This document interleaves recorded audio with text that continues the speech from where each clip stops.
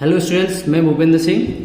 आज हम पढ़ेंगे ट्रिग्नोमेट्री टेबल। कुछ स्टूडेंट्स क्या होते हैं कि जो ट्रिग्नोमेट्री टेबल है उसको मगअप करते हैं, लर्न करते हैं, बट जब एग्जाम टाइम आता है, जब भी बोर्ड एग्जाम या किसी भी एग्जाम बैठते हैं तो ये वैल्यू जो भूल जाते हैं।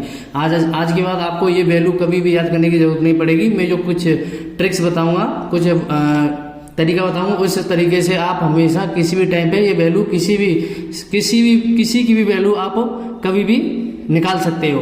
इसके लिए आपको करना क्या होगा कि कुछ फॉर्मूला है उनको आपको लर्न करना होगा। वैसे भी आपको वो लर्न करना होगा क्योंकि आप ट्रिग्नोमेट्री लगाएंगे तो ट्रिग्नोमेट्री में उनका ट्रिग्नोमेट्री के जो फॉर्मूले हैं वो वैसे भी आपको याद करने पड़ेंगे। इससे अच्छा है कि वो फॉर्मूला आप इस इंडेक्स के साथ याद कर लो।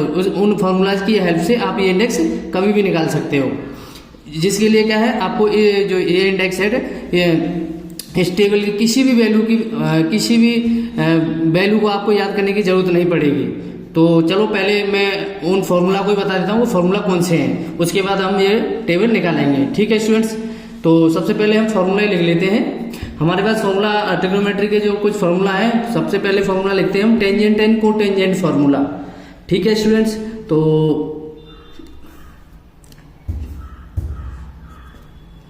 टेंजेंट एंड कोटेंजेंट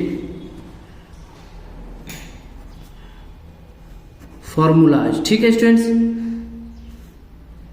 फॉर्मूला तो सबसे पहले टेंजेंट का ही लिखते हैं। टेन थीटा इक्वल टू क्या होता है, sine theta upon cos theta.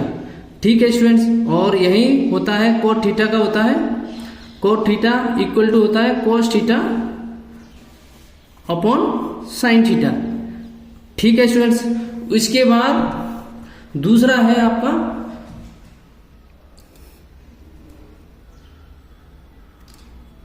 ये टेन थीटा हो गया, इसलिए टेंजेंट है कोटेंजेंट के फॉर्मूला आ गया। दूसरा आपका है रेसिप्रोकल आइडेंटिटी जो है ट्रिग्नोमेट्री की, वो जितने भी फॉर्मूला है वो आपको याद करने पड़ेंगे रेसिप्रोकल के। तो उसके बाद रेसिप्रोकल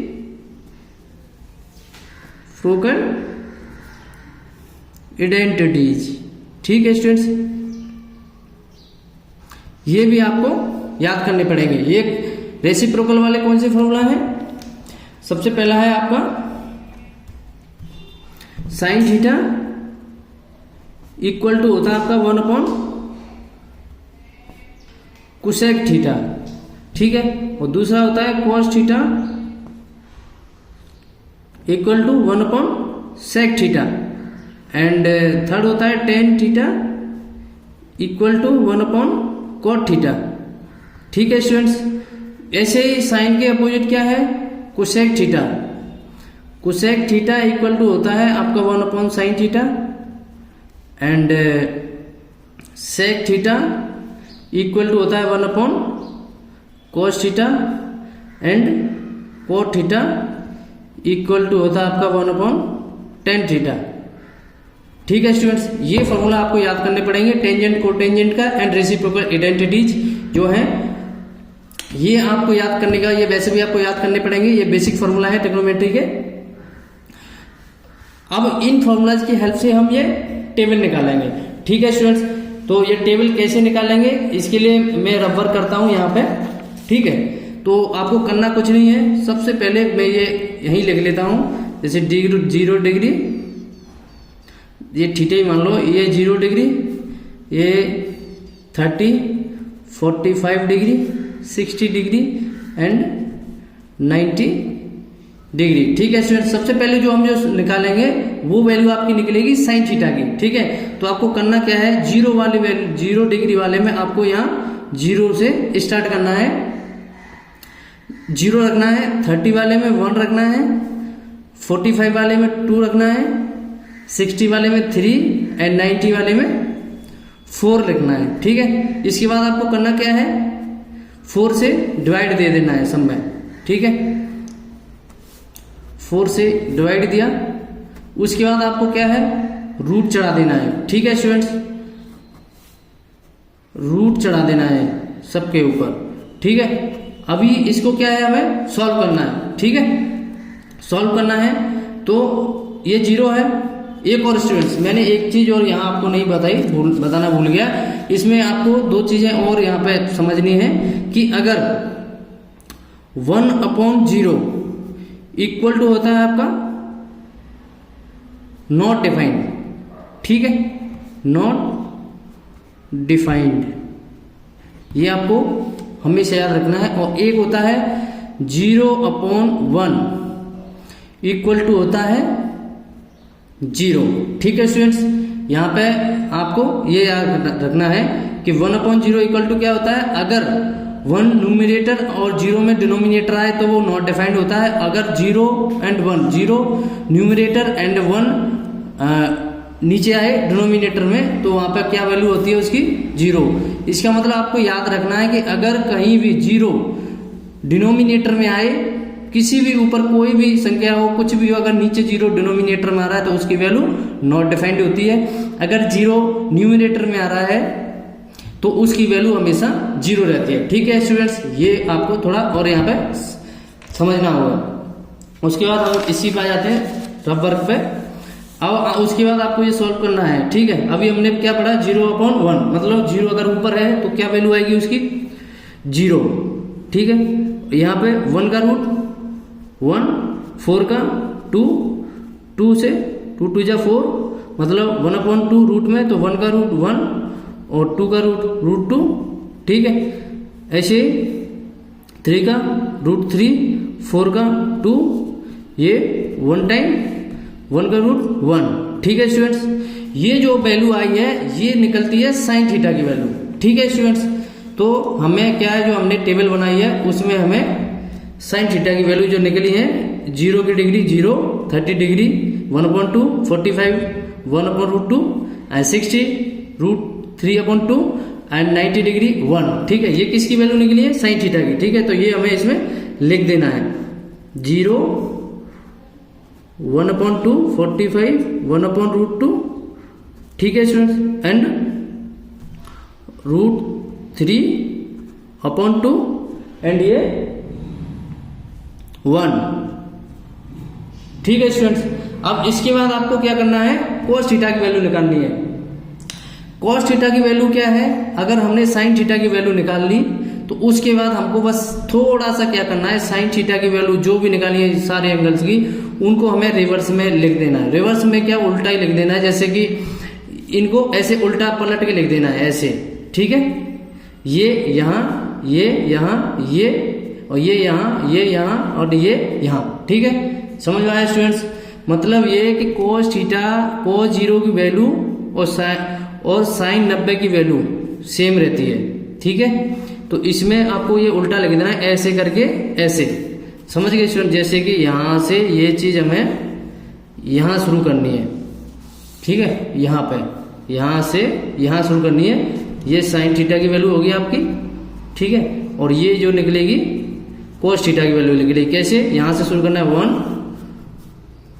1√3/2 1/√2, ठीक है, ये 1/2 एंड ये 0, ठीक है स्टूडेंट। ऐसे लिखना है, तो लिख लेते हैं उल्टा करके 1, ये √3/2 1/√2, ये 1/2 एंड ये 0, ठीक है स्टूडेंट्स। अब यहां से हमें फॉर्मूला की जरूरत पड़ेगी, बस इतना समझना है स्टार्टिंग में। अब हमने क्या पढ़ा था, tan theta equal to, tangent का फॉर्मूला क्या होता है, tan थीटा इक्वल टू होता है sin थीटा अपॉन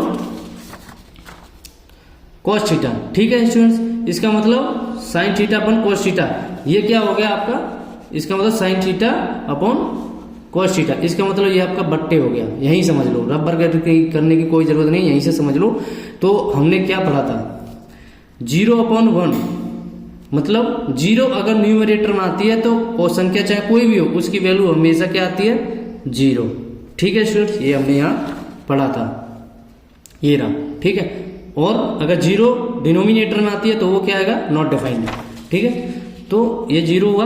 अब इसके बाद 2 से 2 कटा, ठीक है, 1/√3, ठीक है, 1/√2 से 1/√2 कट गया तो क्या आया, 1, ठीक है। 2 से 2 √3, 1/0, जीरो क्या है, डिनोमिनेटर में आया, तो हमने क्या सीखा था वहां पे, क्या था, नॉट डिफाइंड, ठीक है, नॉट डिफाइंड।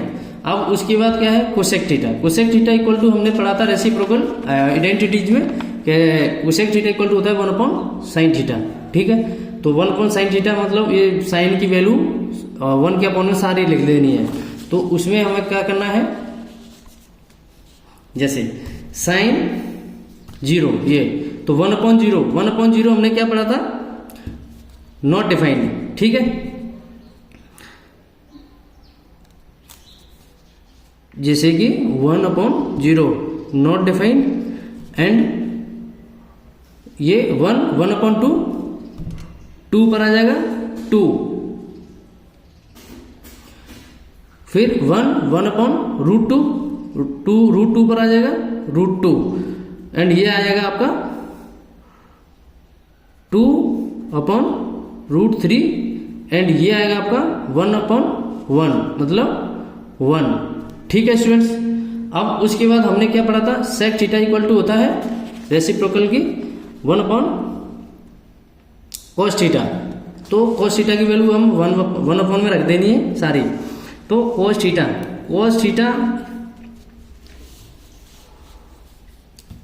सेक थीटा की रेसिप्रोकल हो जाएंगी cos थीटा की वैल्यू सारी। तो इसमें 1/1 √3/2 मतलब 2/√3, ठीक है स्टूडेंट्स। 1/√2 मतलब √2, एंड 1/2 मतलब 2, एंड 1/0 क्या होगा, 0 डिनोमिनेटर आया मतलब नॉट डिफाइंड, ठीक है स्टूडेंट्स। उसके बाद बचा क्या, कोट थीटा। कोट थीटा के हमने 2 फॉर्मूला पढ़े थे, एक तो कोटेंजेंट एंड एक रेसिप्रोकल में। तो यहाँ पे हम कोटेंजेंट वाला नहीं लगाएंगे, क्योंकि वो भी आप उससे भी निकालोगे तो वो भी सेम वैल्यू आएगी।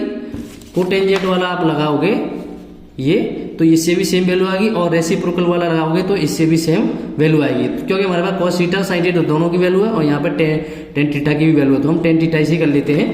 तो टेन थीटा की वैल्यू सारी उल्टी कर दो 1 के अपॉन रख के, ठीक है। तो टेन थीटा टेन 0 मतलब 1/0 1/0 क्या हुआ, नॉट डिफाइंड, ठीक है। 1/√2 सॉरी 1/√3 1/1